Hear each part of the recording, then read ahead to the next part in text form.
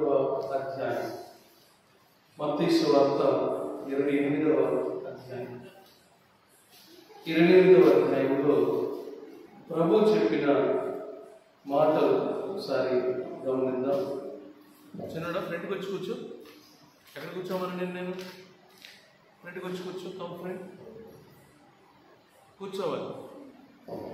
మత్తయి సువార్త 28వ అధ్యాయం 18 నుంచి చదువుతాను. అయితే యేసు వారి యొద్దకు వచ్చి పరలోకమందును భూమి మీదను నాకు సర్వాధికారం ఇవ్వబడి ఉన్నది. కాబట్టి మీరు వెళ్ళి సమస్త జనులను శిష్యులుగా చేయండి. ఇది ప్రభు ఇచ్చిన పని. ఆయన వెంబడించిన శిష్యులకి ఆయన బాధ్యత అప్పచెప్తున్నాడు. ఎందుకంటే ఆయన ఈ లోకాన్ని విడిచి పరలోకానికి వెళుతున్నాడు కనుక వెళుతూ ఆ శిష్యులకి బాధ్యతను అప్పచెప్తున్నాడు. ఏమిటి ఆ బాధ్యత అని చెప్పాలంటే, మీరు వెళ్ళి సమస్త జనులను శిష్యులుగా చేయండి. శిష్యులకు ఇచ్చిన బాధ్యత ఏమిటది? శిష్యులుగా చేయండి. మీరు ఖాళీ కూర్చోవడం కాదు, మీరు ఒకే స్థానంలో ఉండిపోవడం కాదు, మీరు వెళ్ళాలి. మీరు వెళ్ళి సమస్త జనులను శిష్యులుగా చేయండి అనే బాధ్యతను ప్రభు శిష్యులకి అప్పచెప్పాడు. అయితే ఈ బాధ్యత అప్పచెప్పినప్పుడు మాట చెప్పాడు. అదేంటి అంటే, కాబట్టి మీరు వెళ్ళి.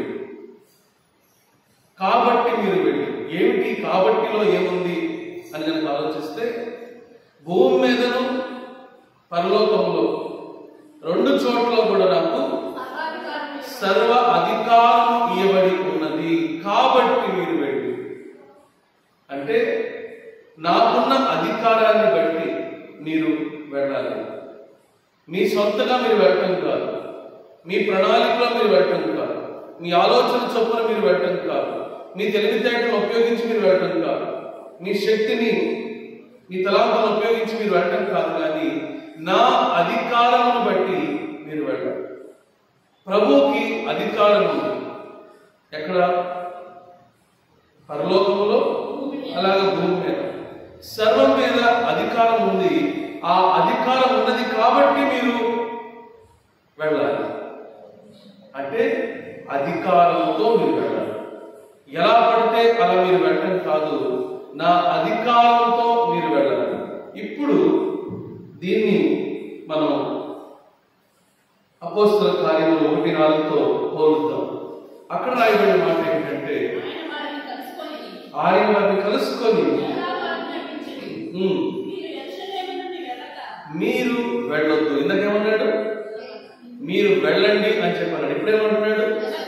మీరు వెళ్ళొద్దు అంటే పని అప్పగించబడింది, బాధ్యత అప్పగించబడింది, మీ ముందు చేయవలసిన పనులు ఉన్నాయి, వెళ్ళమని చెప్పింది కూడా నేనే. అయితే వెంటనే వెళ్ళొద్దు. వెళ్ళమని ఆయనే చెబుతున్నాడు. అయితే ఆయనే చెబుతున్నాడు, యెరూషలేముని విడిచిపెట్టొద్దు. ఎంతవరకు విడిచిపెట్టకూడదండి యెరూషలేముని? ఎందుకు విడిచిపెట్టకూడదండి అని చెప్పారంటే, అక్కడ ప్రభు చెప్తున్నాడు, యోహాను మిమ్మల్ని నీళ్లతో బాప్తిసం ఇచ్చాడు, కానీ కొద్ది దినములలోగా మీరు పరిశుద్ధాత్మలో బాప్తిసం పొందెదరు. హల్లెలూయా. అంటే పరిశుద్ధాత్మతో మీరు నింపబడతారు. కొద్ది దినములలో ఏం జరగబోతుంది? పరిశుద్ధాత్మతో మీరు నింపబడబోతున్నారు. అప్పటిదాకా మీరు వెళ్ళొద్దు. ఇంకా అది మనకు అర్థం కావాలంటే అపోస్తల కార్యములు 1:8లో కనుక మనం చూసినట్లయితే, పరిశుద్ధాత్మ మీదకి వచ్చినప్పుడు మీరు అదండి, మీరు శక్తి నొందెదరు. మీరు ఎలా పడితే అలా వెళ్ళటం కాదు, మీకు ఏం కావాలి? శక్తి కావాలి. నా అధికారాన్ని మీరు ఉపయోగించాలి. అలా ఉపయోగించాలి అంటే మీకు శక్తి కావాలి. ఈ శక్తి ఎవరి వల్ల కలుగుతుంది? పరిశుద్ధాత్మ మీ మీదకి వచ్చినప్పుడు అప్పుడు మీకు శక్తి కలుగుతుంది. అప్పుడు ఏం జరుగుతుందంట? అప్పుడు మీరు యెరూషలేములోను యూదయ సమరయ దేశమందంతటా భూదిగంతముల వరకు నాకు సాక్షులై ఉండెదరు. హల్లెలూయా. శిష్యుల్ని తయారు చేయడానికి శిష్యులకి చెప్పిన పని ఏమిటంటే, మీరు నా సాక్షులుగా ఉండండి. శిష్యుల్ని తయారు చేయాలి అని చెప్పంటే శిష్యులు ఎలా ఉండాలి? సాక్షులుగా ఉండాలి. అంటే శిష్యుల జీవితంలో ఏం కనపడాలి? సాక్ష్యం కనపడాలి. ఎలాంటి సాక్ష్యం కనపడాలి? ప్రభువును గురించిన సాక్ష్యం కనపడాలి. ప్రభువు వెలుగు వాళ్ళలో కనపడాలి. అంటే ఏంటి? మత్తయి సువార్త 5వ అధ్యాయంలో మనం చూసినట్లయితే, జనులు మీ వెలుగును చూసినప్పుడు ఆ మాట చదవండి. మత్తయి సువార్త 5వ అధ్యాయం, మీరు లోకమునకు వెలుగై ఉన్నారు అని దాంట్లో కాస్త కిందకి రావాలి. ప్రజలు మీ సత్క్రియలు చూసినప్పుడు పరలోకమందున మీ తండ్రిని చూచి పరలోకమందున్న మీ తండ్రిని మహింపరుచినట్లు వారి ఎదుట మీ వెలుగును ప్రకాశింపనివ్వండి. హల్లెలూయా. మనం ఎలాగా శిష్యుల్ని చేస్తామండి? మనం ఎలాగా కొంతమందిని ప్రభువుకి నడిపిస్తామండి? మనం ఎలాగా ప్రజల్ని సత్యమార్గం తెలుసుకునే విధంగా చేస్తామండి అని చెప్పనంటే, ప్రభు చెప్తున్నాడు ఏం చేయాలంట? మనుషుల ఎదుట మీ సత్క్రియలు. మీరు ఎక్కడ ఉంటారు తెలుసా? మనుషుల మధ్యలో ఉంచాను మిమ్మల్ని. హిమాలయ పర్వతాల్లో కాదు ఉంచింది, అడవుల్లో కాదు, అరణ్యాల్లో కాదు మిమ్మల్ని ఉంచింది. ఎక్కడ ఉంచాను? మనుషుల మధ్యలో ఉంచాను. ఎలాంటి మనుషులండి? ఫిలిప్పీయులకు రాసిన పత్రిక 2వ అధ్యాయంలో కనుక మనం చూసినట్లయితే, మూర్ఖమైన వక్రజనం మధ్యలో అని మాట్లాడుతున్నాడు. చదువుతారు? ఫిలిప్పీయులకు రాసిన పత్రిక 2వ అధ్యాయంలో కనుక మనం చూస్తే, మూర్ఖమైన వక్రజనం మధ్యలో మీరు నిరపరాధులుగాను, అనింద్యులుగాను, నిష్కళంకులుగాను మధ్య నిరపరాధులుగాను, నిష్కళంకులుగాను, అనింద్యులుగాను దేవుని కుమారులుగా కనపడాలి. హల్లెలూయా. మనుషుల మధ్యలో మిమ్మల్ని పెట్టారు. ఎలాంటి మనుషులు తెలుసా? మూర్ఖమైన వక్రజనము అంటే మూర్ఖులు. వారు అనుకున్నదే చేయాలి అని తత్వం కలిగిన వాడు, మంచి మాట చెప్తే వినే తత్వం లేని వాడు, దేవునికి ఏమాత్రం కూడా లోబడిన వాళ్ళు, సత్యానికి లోబడిన వాళ్ళు, చీకటిలో జీవించేవాళ్ళు, పాపాన్ని చేస్తున్న వాళ్ళు, అవిధేయమైన జీవితాన్ని, అహంకారమైన జీవితాన్ని జీవిస్తున్న వాళ్ళు, అలాంటి వాళ్ళ మధ్యలో మిమ్మల్ని పెట్టాను. మీ జీవితం దాని వ్యత్యాసంగా ఉండాలి. హల్లెలూయా. మీ జీవితం ఎలా ఉండాలి? నిరపరాధులుగా. అంటే మీలో ఏం కనపడకూడదు? అపరాధం కనపడకూడదు. అంటే పాపం కనపడకూడదు. అసలు ప్రభు బిడ్డలు పాపం చేయడం ఏంటండి? ప్రభు బిడ్డలు అలవాటుగా పాపం చేయడం ఏంటండి? ఇది చాలా రాంగ్ కాన్సెప్ట్. అంటే ప్రభు బిడ్డలు పాపం చేయలేరండి. తప్పు తెలియకముందు వేరు, తప్పు తెలిసిన తర్వాత వేరు. ఒక వ్యక్తి రక్షించబడ్డాడు, మారు మనసు పొందారు అని చెప్పారంటే ధైర్యంగా పాపం చేయడానికి మనసు రాదు.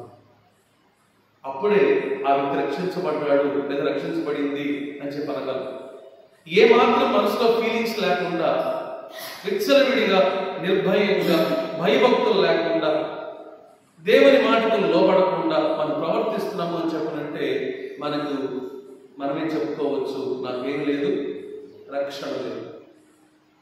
ఈరోజు ఇలాంటి బ్యాచ్ ఎక్కువైపోయింది సంఘాల్లో రక్షణ లేకుండా రక్షణ ఉన్నట్లుగా చలామణి అయ్యేవాళ్ళు, దేవుని యందు భయభక్తులు ఏమాత్రం లేని వాళ్ళు, పరిశుద్ధత కొరకైన కోరిక లేని వాళ్ళు, నీతి కొరకైన ఆకలి దప్పులు లేని వాళ్ళు, సమాధానం పడటానికి, సమాధానం పరచడానికి ఏమాత్రం కూడా ఆసక్తి లేని వాళ్ళు ఎక్కువైపోయారు.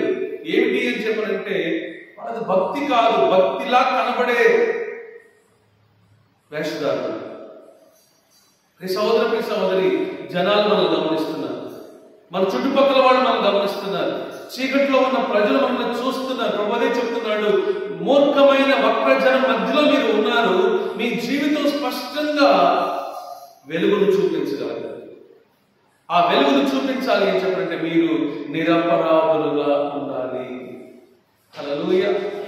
ఏదైనా పొరపాటున తప్పు చేస్తే, పాపం చేస్తే, నోరు జారితే, లేకపోతే ఇంకేదన్నా మనం తప్పు చేస్తే దాన్ని ఒప్పుకొని సరి చేసుకోవడానికి సిద్ధపడేవాళ్ళు దేవుని బిడ్డలు. అంతేకాని తప్పుని కప్పిపుచ్చుకోవడానికి చాలా తేలిగ్గా అబద్ధాలు చెబుతూ, చాలా తేలిగ్గా మోసం చేస్తూ, చాలా తేలిగ్గా లోకంలో పాపంలో జీవిస్తూ ఉండే మనుషులు దేవుని బిడ్డలు కానే కాదు. అందుకని శిష్యులు తయారవ్వట్లేదు ఈరోజు. ఒకవేళ సంఘాలు పెరుగుతున్నాయేమో కానీ, సంఘంలో సంఘస్థులు పెరుగుతున్నారేమో కానీ శిష్యులు పెరగట్లా. ఎవరండి శిష్యులు? తమను తాము ఉపేక్షించుకొని తమ సిలువను ఎత్తుకొని ప్రభువును వెంబడించేవాడు శిష్యుడు. హల్లెలూయా. అంటే ప్రభు కోసం జీవించేవాడు శిష్యుడు, ప్రభు కోసం శ్రమ పడడానికి ఇష్టపడేవాడు శిష్యులు, ప్రభు కోసం ఎటువంటి ధరనైనా ఎటువంటి మూల్యాలైనా చెల్లించడానికి ఇష్టపడేవాడు శిష్యులు. ఈరోజు అలాంటి శిష్యులు లేవట్లా. అమ్మో ప్రార్థన అండి, ఎంతసేపు అండి, ఆదివారం ఒకటి రోజే అనుకున్నామండి, మంచి రోజులు కూడా అండి. No, you are not at all a disciple. శిష్యుడికి శిష్యురాలు కాదు. శిష్యులు ఎలా ఉన్నారు? ప్రతిరోజు కలుసుకోవడానికి ఇష్టపడ్డారు. దేవుని సన్నిధికి ఎప్పుడు భారం అనిపించదు, విసుగుదల అనిపించదు, కష్టం అనిపించదు, నష్టం అనిపించదు. ఎందు గురించి అంటే నువ్వు ప్రభువును వెంబడించాలి అని తీర్మానం చేసుకున్నావు అని చెప్పంటేనే ఎప్పుడెప్పుడు నేను సహవాసం చేయాలా, ఈ ఆకలితో ఉంటాయండి దేవుని బిడ్డలు. హల్లెలూయా. ఎప్పుడెప్పుడు నేను సహవాసం చేయాలి దేవునితోటి, ఎప్పుడెప్పుడు నాకు అవకాశం వస్తుంది, ఎప్పుడెప్పుడు ప్రభు నాకు ఒక అవకాశం ఇస్తాడు అని చెప్పనని ఎదురు చూసేవాళ్ళ ఉంటారు. దీనికి చిన్న ఉదాహరణ నా జీవితంలోనే జరిగింది. అదేమిటి అని చెప్పనంటే, మారు మనసు పొందక ముందు అసలు ఏమాత్రం కూడా దేవుని సన్నిధిలో ఉండడానికి ఇష్టపడేవాడిని కాదు. ఎక్కడో చివర, ఎక్కడో బయట అలా ఉండడానికి ఇష్టపడేవాడిని. కానీ ప్రభువుని దర్శించిన తర్వాత, ప్రభుని తెలుసుకుంటున్న తర్వాత నాలో కలిగిన ఒక భావం ఏంటి అని చెప్పనంటే, ఫోన్ తీసి పక్కన పెట్టి రాదు. మందిరం ఎంత దూరం ఉన్నా సరే, మందిరం ఎంత దూరం ఉన్నా సరే, దేవుడు నాతో ఎక్కడ మాట్లాడతానని చెప్పాడో ఆ ప్రాంతాన్ని నేను వెళ్ళి తీరాలి. హల్లెలూయా. ఈ మనసుకు కూడా లేదు. కానీ ప్రభువుని కలుసుకున్నప్పుడు, మరి ప్రభువు చూపించిన ఆ సంఘానికి, ప్రభు వెళ్ళమంటున్న ఆ సంఘానికి వెళ్ళడానికి మరి ఎంత దూరమైనా సరే పర్వాలేదు, వెళ్ళాలి అనే తలంపు. అలాగే ఒక పూట నాకు సరిపోయేది కాదు, ఇంకో పూట ఉంటే బాగుండు, ఇంకా వాక్యం చెప్తే బాగుండు, ఏమన్నా సాక్ష్యం చెప్తే బాగుండు, దేవుని సన్నిధిలో మీటింగ్ ఉంటే బాగుండు. నాకు ఇలాంటి కోరికలు అన్నమాట. ఎక్కువగా తెలుసుకోవాలి, తెలుసుకోవాలి, తెలుసుకోవాలి, సమయం గడపాలి, ప్రార్థన చేసుకోవాలి, ఇలాంటి కోరికలు చాలా అధికంగా ఉండేవి. ఈ సహోదరుని సహోదరి, ఒక చంటి బిడ్డ ఎలాగైతే పుట్టిన తర్వాత మరి తల్లి మీద ఆధారపడతాడో అదే ప్రకారంగా తిరిగి జన్మించిన ప్రతి వ్యక్తి కూడా దేవుని కొరకు ఆకలి దప్పులు కలిగి ఉంటాడు. హల్లెలూయా. నీకు ఆకలి దప్పులు లేవు అంటే అసలు నువ్వు పుట్టలేదని చెప్పను. దేవుని కొరకైనా ఆ ఆకలి దప్పులు, దేవుని కొరకైనా ఆ మనస్సు, దేవుని కొరకైనా ఆ అపేక్ష లేదు అని చెప్పనంటే అసలు మనం తిరిగి జన్మించలేదనే అన్నాం. కాబట్టి మీ సహోదరి శిష్యులకు చెబుతున్నాడు. ఈ శిష్యులు ఎలాంటి వాళ్ళండి? ప్రభు ఎక్కడికి వెళ్తే అక్కడికి వెళ్ళారు. ప్రభుతో పాటు తిన్నారు, ప్రభుతో పాటు పడుకున్నారు, ప్రభుతో పాటు తిరిగారు, ప్రభు మాటలు విన్నారు, ప్రభు చేసిన అద్భుతాలు వీళ్ళు కూడా చూశారు, చేశారు. అలాంటి శిష్యులకి ప్రభు చెబుతున్నాడు, now it's the time to go. మీరు వెళ్ళాలి, బయట మీరు బయటికి వెళ్ళి నాకు సాక్షులుగా ఉండాలి, నా శిష్యులని ప్రజలకు తెలియాలి. హల్లెలూయా. దాంట్లో ఒక విషయాన్ని ప్రభు ఇక్కడ ప్రస్తావిస్తున్నాడు. యోహాను సువార్త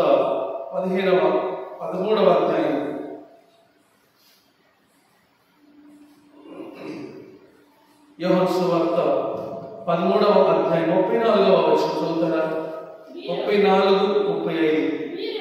మీలో మీరు ఒకరినొకడు ప్రేమింపవలనని మీకు క్రొత్త ఆజ్ఞ ఇచ్చుచున్నాను.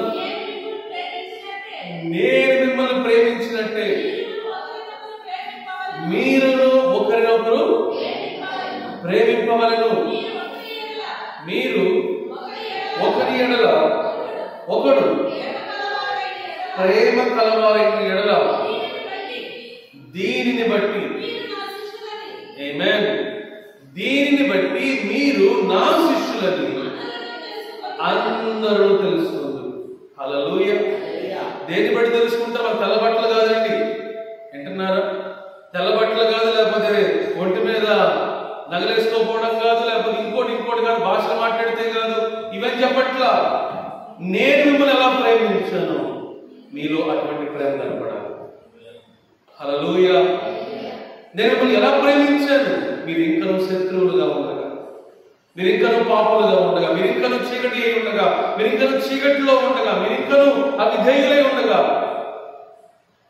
నేను మిమ్మల్ని ప్రేమించి మీ కొరకు ప్రాణం పెట్టాను. ఈ సహోదరి మూర్ఖమైన వర్తజనం. ఎంత భయంకరమైన లోకంలో మనం ఉన్నామంటే, ఈరోజు నేను ఒక వీడియో చూస్తున్నాను. అది యునైటెడ్ అరబ్ ఎమిరేట్స్ లో జరిగినట్టుంది, అది లేదా ఇరాన్లో అనుకుంటాం. ఏంటి అని చెప్పారంటే, ఇద్దరి మధ్యలో గొడవ జరిగింది. ఆ గొడవ జరిగినప్పుడు అనుకోకుండా ఒక వ్యక్తి మరొక వ్యక్తిని చంపేశారు. షరియత్ లా అని చెప్పారంటారు అక్కడ. ఏంటి అని చెప్పారంటే, ప్రాణానికి ప్రాణం తీస్తే మళ్ళా ప్రాణం ఇవ్వాలి, అంటే తల నరికేస్తారు. అది అక్కడ లా.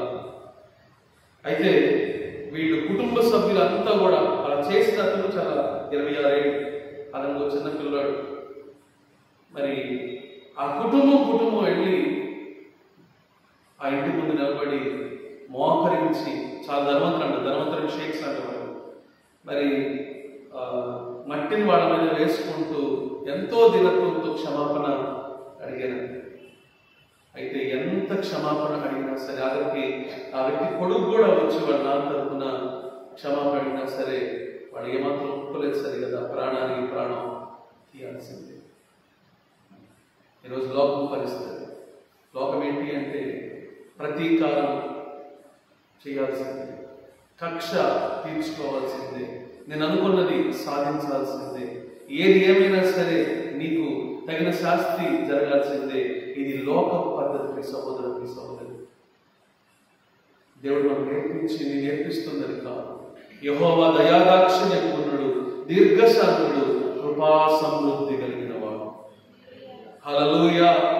ప్రజలు నిన్ను దేవుని బిడ్డగా తెలుసుకోవాలి అని చెప్పనంటే, ప్రభు శిష్యుడిగా తెలుసుకోవాలి అని చెప్పనంటే, నేను చెబుతున్న మాట కాదు, ప్రభు ఇస్తున్న సూచన. ఏమిటా సూచన? నేను మిమ్మల్ని ప్రేమించినట్లుగా మీరు ఒకరినొకరు ప్రేమించండి. ఈరోజు తల్లిదండ్రుల మధ్యలో ప్రేమ చల్లారిపోతున్నాయి, బిడ్డలకి తల్లిదండ్రులకి మధ్యలో ప్రేమ చల్లారిపోతున్నాయి, బంధువులకి స్నేహితులకి మధ్యలో ప్రేమ చల్లారిపోతున్నాయి. నువ్వు అలా చేసావు కాబట్టి నేను ఇలా చేస్తాను, నువ్వు అప్పుడు అలా చేసావు కాబట్టి ఇప్పుడు నేను ఇలా చేస్తాను, ఆ రోజు ఆ మాట అన్నావు కాబట్టి నేను ఈరోజు ఈ మాట అంటాను. ఏంటిదంతా కూడా హిట్ ఫర్ ట్యాట్ అంటారు. అపకారికి అపకారం. కానీ ప్రభు మనకు నేర్పిస్తుంది అది కాదు. అపకారికి అపకారం కాదు, అపకారికి కూడా ఉపకారం. ప్రభు మనకు నేర్పిస్తున్న విధానం అది. ప్రభు ప్రేమను చూపించడము అని చెప్పనంటే, అపకారి కూడా ఉపకారం చేసినప్పుడు నీలో ప్రత్యేకత కనపడుతుంది. లేకపోతే నీలో నాలో ప్రత్యేకత ఏంటి? మన తెల్లబట్ల ప్రత్యేకత. రాజకీయ నాయకులు కూడా వేసుకుంటారు కదా తెల్లబట్ట, మనకన్నా మంచిగా వేసుకుంటారు, ఇంకా కాస్ట్లీ వేసుకుంటారు. ఏంటి ప్రత్యేకత? తెల్లబట్ల ప్రత్యేకత, భాషల ప్రత్యేకత, నగల్లో కూడా ప్రత్యేకత, లేకపోతే చేతిలో బైబిల్ పట్టుకొని తిరగడం ఆ ప్రత్యేకత, వారం వారం మందిరానికి వెళ్ళడం ఆ ప్రత్యేకత. ప్రత్యేకత నీలో ప్రేమ. ఈ ప్రేమ ఒకటి మనలో ఉన్నప్పుడు దేవుడిచ్చిన ఆజ్ఞలు ఏది? నీ దేవుడని యెహోవా నీకు అనుగ్రహించి దేశంలో దీర్ఘాయుష్మంతున్నట్లు నీ తండ్రిని నీ తల్లిని ప్రేమించడం దగ్గర నుంచి ఆ కింద ఆటలన్నీ కూడా నువ్వు గనక నీలో ప్రేమ ఉంటే ఇవేవి ఈ కింద ప్రభువు చెప్పిన ఆ పనులు మనం చాలా ఈజీగా చేస్తాం.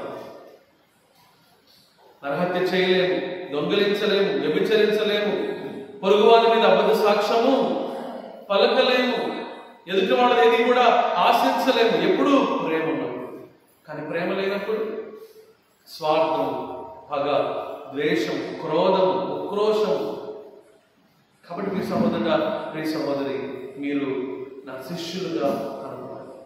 మీరు నా శిష్యులైనప్పుడు అదే అట్రాక్షన్ ఏంటి లోకానికి అని చెప్పనంటే, మీలో ప్రేమ ఉన్నప్పుడు మీలో వెలుగు కనబడుతుంది. ఏం కనబడుతుంది? వెలుగు కనబడుతుంది. దేవుడు వెలుగై ఉన్నాడని చెప్పేసి అని వాక్యం సెలవిస్తుంది. మీలో దేవుని ప్రేమ ఉన్నప్పుడు మీలో ఆ వెలుగు కనబడుతుంది కనుక ఆ ప్రేమను బట్టి మీరు ఎలా ఉంటారు? నిరపరాధులుగా ఉంటారు, నిష్కళంకులుగా ఉంటారు. అంటే ఏమాత్రం కూడా కళంకం అంటని వారుగా ఉంటారు. నీ గురించి నా గురించి నిందేస్తే సిగ్గుపడాలి, అవతల వాడు సిగ్గుపడేటట్టుగా ఉండాలంటే అంత మంచి సాక్ష్యాన్ని మనం కాపాడుకునేవారుగా ఉండాలి. అనింద్యులుగా, నిష్కళంకులుగా, అనింద్యులుగా, దేవుని కుమారులన్నట్లు సడుగులను సంశయములను మాని సమస్త కార్యములను చేయుడి. హల్లెలూయా. గమనిస్తున్నారు? కాబట్టి ప్రభు మనకు ఒక బాధ్యత ఇచ్చాడు. ఏంటి అని చెప్పనంటే, మీరు ఖాళీగా ఉండడం కాదు, మీరు ఎక్కడ వేసిన గొంగళి అక్కడే అన్నట్లుగా ఉండటం కాదు, మీరు సీనియర్స్ అవడం కాదు, సీనియర్ సిటిజన్స్ అవడం కాదు. మరి ఏమవ్వాలి? ఆత్మల పట్ల జాగ్రత్తగా మారాలి. హల్లెలూయా, హల్లెలూయా. మా అయ్యగారికి భారం ఇచ్చింది? నో.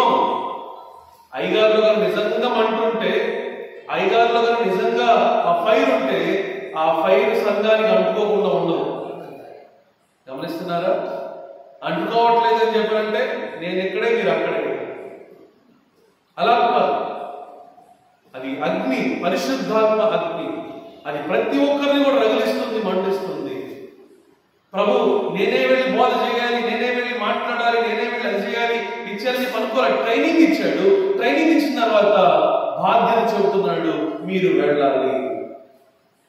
2007వ సంవత్సరం 2005వ సంవత్సరంలో ప్రభు నన్ను పిలిచాడు. యాక్చువల్గా రక్షణ పొందక ముందే ప్రభు నాతో చెప్పిన మాట, నువ్వు నా నోటి బోరగా ఉంటావని చెప్పాడు 2005వ సంవత్సరం. కానీ వెంటనే పంపించాడు, పరిచర్యకి పంపించాడు. 2007వ సంవత్సరంలో కన్ఫర్మ్ చేశాడు, ఖచ్చితంగా నేను వాడుకోబోతున్నాను అని చెప్పని 2007వ సంవత్సరంలో కన్ఫర్మ్ చేశాడు.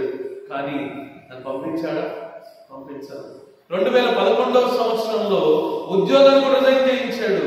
కానీ వెంటనే నేను సేవకునిగా మారాను. వీటన్నింటి మధ్యలో ప్రభు నాకు తర్ఫీదునిస్తున్నాడు. వీటన్నింటి మధ్యలో ప్రభు నన్ను సిద్ధపరుస్తున్నాడు. వీటన్నింటి మధ్యలో ప్రభు నన్ను బలపరుస్తున్నాడు. ప్రియ సహోదరి, ఇప్పుడు కూడా ఈ విషయాలు ఎందుకు చెప్తున్నాడంటే, దీనికి మీరు సిద్ధంగా ఉండాలి. మీ మైండ్ ని ఫిక్స్ చేసుకొని ఉండాలి. ఎంతసేపు నేను ఇంటికి వెళ్దాం, కూరొండుకుందాం, తిందాం, పడుకుందాం, మళ్ళా ఉదయం లేచి మళ్ళీ పరిగెత్తం. ఇది కాదు క్రైస్తవ జీవితం. ఇది కాదు క్రైస్తవ జీవితం. అందుకు కాదు ప్రభు మనకి జీవితాన్ని ఇచ్చింది. నువ్వు పని చేయాలి, దేవుని కొరకు బ్రతకాలి. దేవుడు నీకు ఏ పనులకు ఇచ్చాడో ఆ పనిలోనే నువ్వు దేవునికి ఉపయోగపడే వ్యక్తిగా ఉండాలి. అవకాశాల కోసం ఎదురు చూడాలి, అవకాశాల కోసం ప్రార్థన చేయాలి. నీ సాక్ష్యాన్ని కాపాడుకోవడం కోసం జాగ్రత్త కలిగి ఉండాలి. ప్రియ సహోదరుడు. ఎందుకంటే మూర్ఖమైన వక్రజనం మధ్యలో ప్రత్యేకంగా దేవుడు మనల్ని ఉంచాడు. ఎంతమంది అవసరంలో ఉన్నారో, ఎంతమంది మన చుట్టూ అవసరంలో ఉన్నారో, ఎంతమంది మన చుట్టూ చీకట్లో ఉన్నారో, ఎంతమంది మన చుట్టూ వేదనలో, శోధనలో ఉన్నారో, ఎంతమంది మన చుట్టూ బాధలో ఉన్నారో, ఎంతమంది మన చుట్టూ సత్యం కొరకైన ఆగ్రహకులు కలిగి ఉన్నారో మనకు తెలియదు. కానీ మనం ఈ విషయాన్ని గ్రహించి సిద్ధపడినప్పుడు ప్రభు చెప్తున్నాడు, మీరు యెరూషలేము విడిచిపెట్టద్దు. ఎందుకో తెలుసా? నా అధికారం మీలో పనిచేయాలి అంటే you should be filled with the spirit of God. మీరు దేవుని ఆత్మతో నింపబడాలి. హల్లెలూయా, హల్లెలూయా. మీరు పరిశుద్ధాత్మతో నింపబడినప్పుడు అప్పుడు మీరు ఏం పొందుకుంటారు? You will receive power. మీరు శక్తిని పొందుతారు.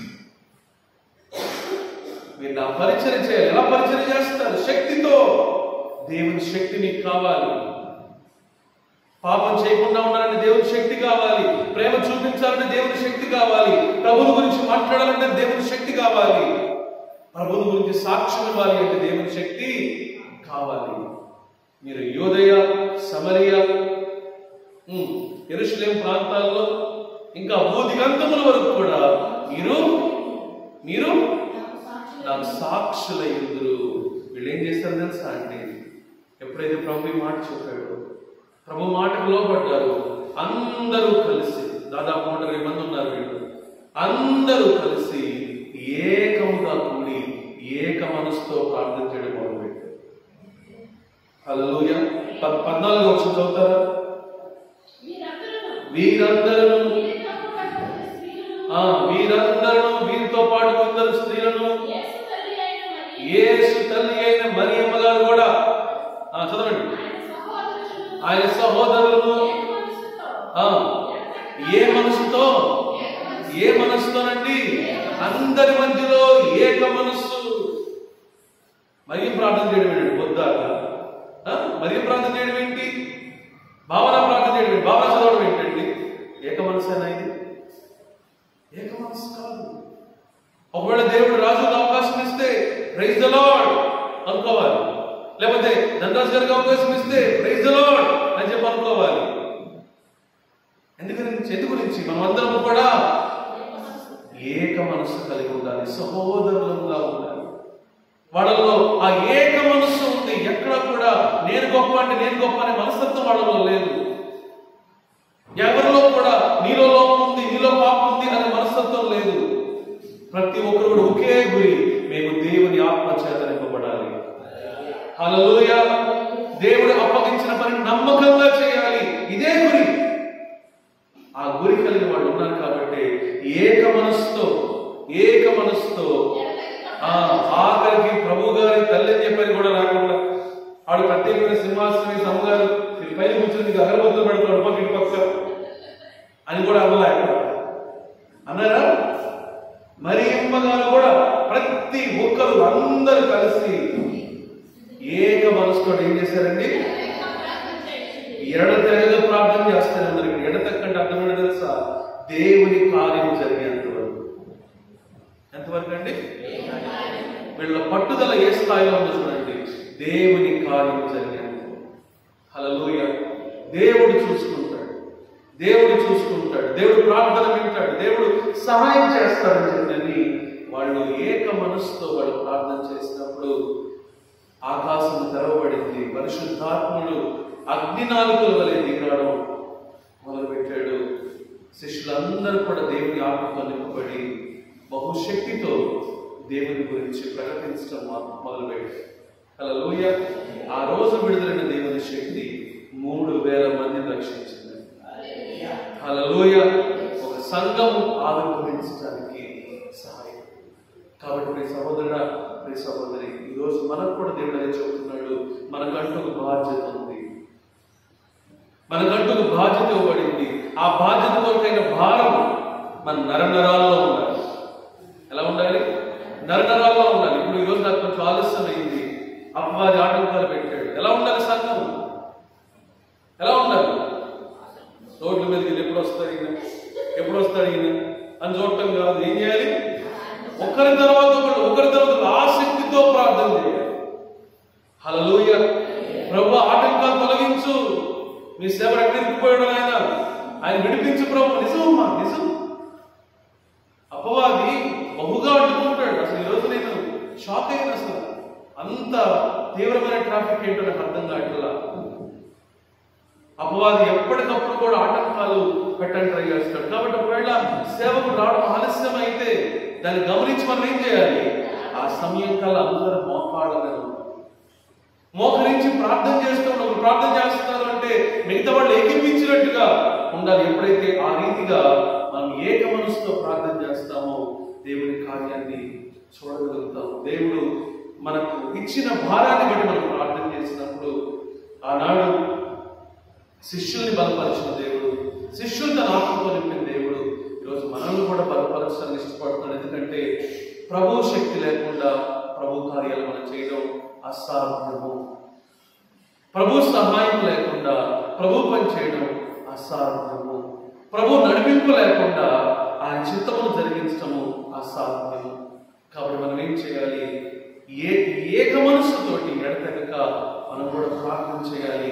అలా ప్రార్థన చేసినప్పుడు దేవుని శక్తిని మనం అనుభవిస్తాం కనుక దేవునికి సాక్షులుగా ఉంటాం. మిమ్మల్ని నన్ను చూసిన వాళ్ళు అడగగలగాలి, మీరు క్రైస్తవులారండి. హల్లెలూయా, హల్లెలూయా. మీ మాటలు విన్నప్పుడు అడగగలగాలి, మీరు క్రైస్తవులాండి. మీ ప్రవర్తన చూసినప్పుడు అడగగలగాలి, మీరు క్రైస్తవులాండి. మీ అలవాట్లు చూసినప్పుడు అడగగలగాలి, మీరు క్రైస్తవులాండి. మీ పద్ధతులు చూసినప్పుడు అడగగలగాలి, మీరు క్రైస్తవులాండి. మీరు జీవించే విధానం చూసి అడగగలగాలి, మీరు క్రైస్తవులాండి. అదే మన సాక్ష్యం, అదే మన ఎదుటివాళ్ళకి చెప్పే వాక్యం.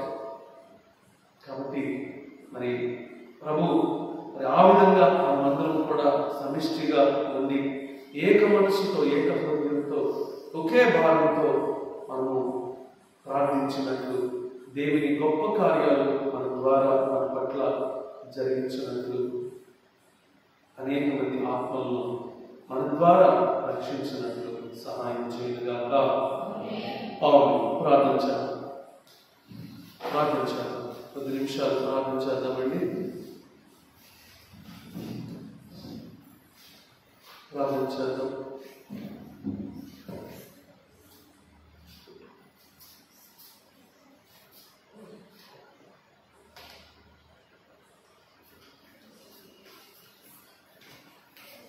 కొద్ది నిమిషాలు ప్రార్థన చేద్దాం.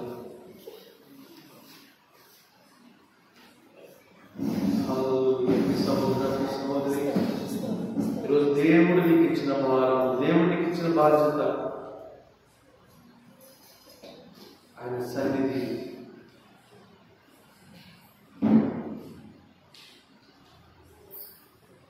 ఆత్మ రక్షణ,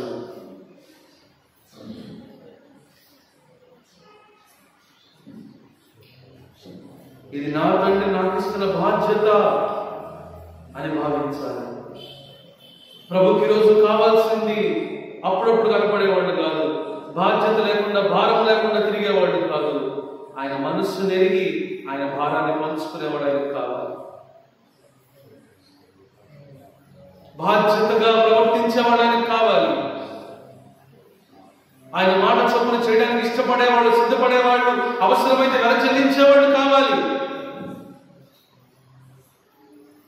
ఏక మనసుతో ఎడతెగ ప్రార్థించడానికి సిద్ధ మనసు కలిగిన వాళ్ళు ఆయనకు కావాలి. ప్రార్థించేద్దామా ఈరోజు? ప్రభువా, నన్ను మమ్మల్ని అటువంటి వ్యక్తులుగా చేయమయ్యా,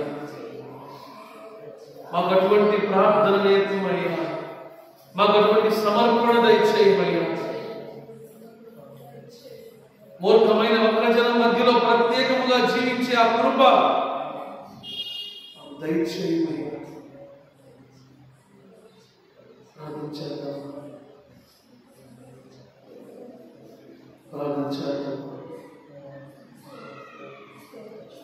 హల్లెలూయా, హల్లెలూయా, హల్లెలూయా. ఆయన భారాన్ని పంచుకున్నామండి, ఆయన భారాన్ని పంచుకున్నామండి. ప్రభు ఎవరికి పక్షపాతి కాదు. ఆయన మనందరినీ ఒకేలా ప్రేమిస్తున్నాడు, మనందరినీ ఒకేలాగా ప్రేమిస్తున్నాడు. మనందరి మధ్యలో ఆయన ఆలోచన కలిగి ఉన్నాడు, ప్రణాళిక కలిగి ఉన్నాడు. ఈ సంఘం పట్ల ఆయన గొప్ప ఆలోచనలు కలిగి ఉన్నాడు. ఆ గొప్ప ఆలోచన నెరవేరాలి అని చెప్పినట్టు ఈరోజు మనం ఏక మనసుతో సమర్పణతో ప్రార్థన చేసేవారుగా ఉన్నారు.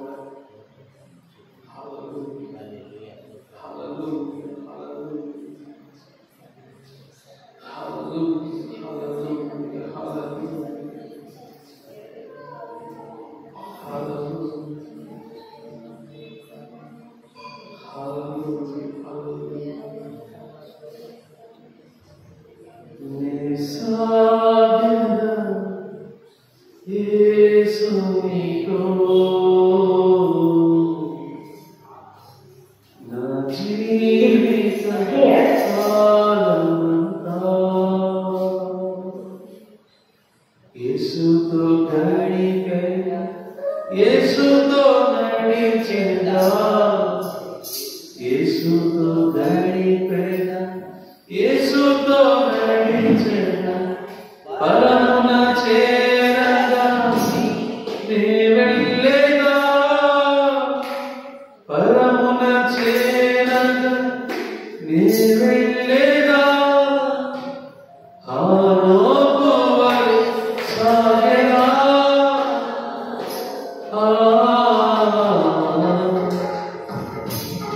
నే సాగెదా యేసునితో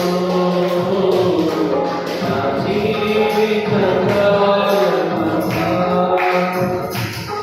నే సాగెదా యేసునితో నా జీవిత కాలమంతా, యేసుతో గడిపెదా, యేసుతో నడిచెదా, యేసుతో గడిపెదా, యేసుతో నడిచెదా, పరమున చేరగా నే వెళ్ళేదా, పరమున చేరగా నే వెళ్ళేదా, ఆరోపు వలె సాగెదా, నే సాగెదా యేసునితో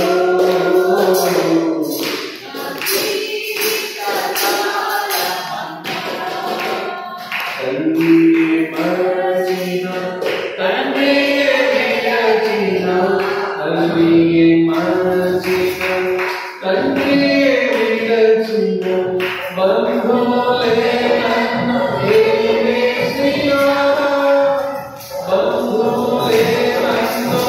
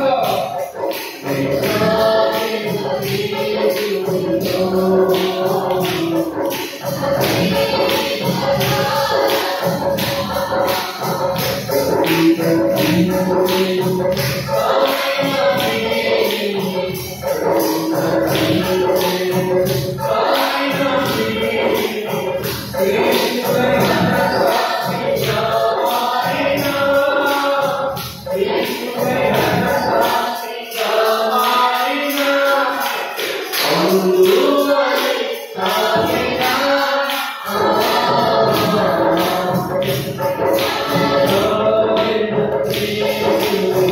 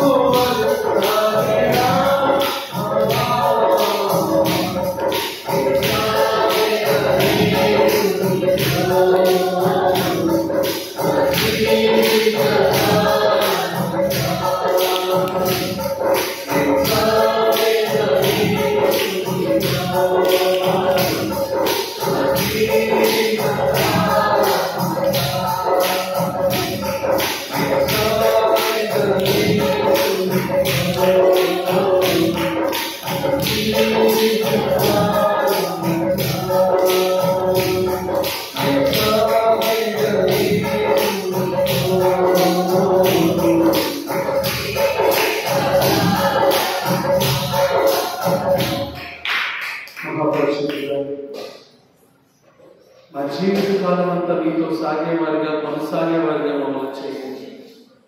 మీ భారం ఏంటో, మాకు మీరు ఇచ్చిన బాధ్యత ఏంటో, దానికి మీరు చేయవలసిందంతా తేటగా సూటిగా స్పష్టంగా తెలియపరిచారు. మాతో మాట్లాడారు. మీ మాటలు విన్న మేము దేవా మీరు అప్పగించిన బాధ్యతను భారము కలిగి దేవా మీ సన్నిధిలో ప్రభువా ఏక మనస్సుతో ఏక హృదయంతో ఏక భావంతో ప్రభువా ప్రార్థన చేసేవారుగా చేయి. నీ సహాయం లేకుండా నీ శక్తి లేకుండా మేము ఏమి చేయలేము నాయన. ఈరోజు నీ శక్తి కొరకు నీ సహాయంతో ప్రార్థిస్తున్నాం. సంఘముగా కూడి ఏక మనస్సుతో ప్రార్థిస్తున్నాం. మమ్మల్ని దర్శించండి, మమ్మల్ని బలపరచండి. మీ పరిశుద్ధాత్మ శక్తితో మమ్మల్ని నింపండి ప్రభువా. ఆది సంఘంలో జరిగిన కార్యం ఈ రోజు కూడా మీరు చేయడానికి ఇష్టపడుతున్నారు, సిద్ధంగా ఉన్నారు. వారికి ఇచ్చిన సమర్పణ, వారికి ఇచ్చిన రోషము, వారికి ఇచ్చిన పౌరుషము, వారికి ఇచ్చిన ఆ మనస్సు, ఆసక్తి మాకు కూడా దయచేయడానికి. ఏలియా మనవంటి స్వభావం కలిగిన మనుషుడే కానీ ఆసక్తితో ప్రార్థన చేసిన 3.5 సంవత్సరాలు వర్షింపలేదని ఆయన సెలవించింది. ఈ రోజు నాయన మాకు అటువంటి ఆసక్తి దయచేయండి దేవా. నేటి కాలంలో కూడా దేవుని శక్తిని చూపించేవారుగా, దేవుని వాక్యం రుజుపరిచేవారుగా, యేసు క్రీస్తు నిన్న నేడు రేపు ఏకరీతిగా ఉన్న దేవుడు, సజీవుడు, శక్తిమంతుడని ప్రజలందరూ తెలుసుకునేవారుగా మమ్మల్ని వాడుకోమని సిద్ధపరచండి. బలమైన ప్రార్థనా శక్తితో ప్రార్థనా నింపమని యేసు నామములో అడుగుచున్నాము తండ్రి.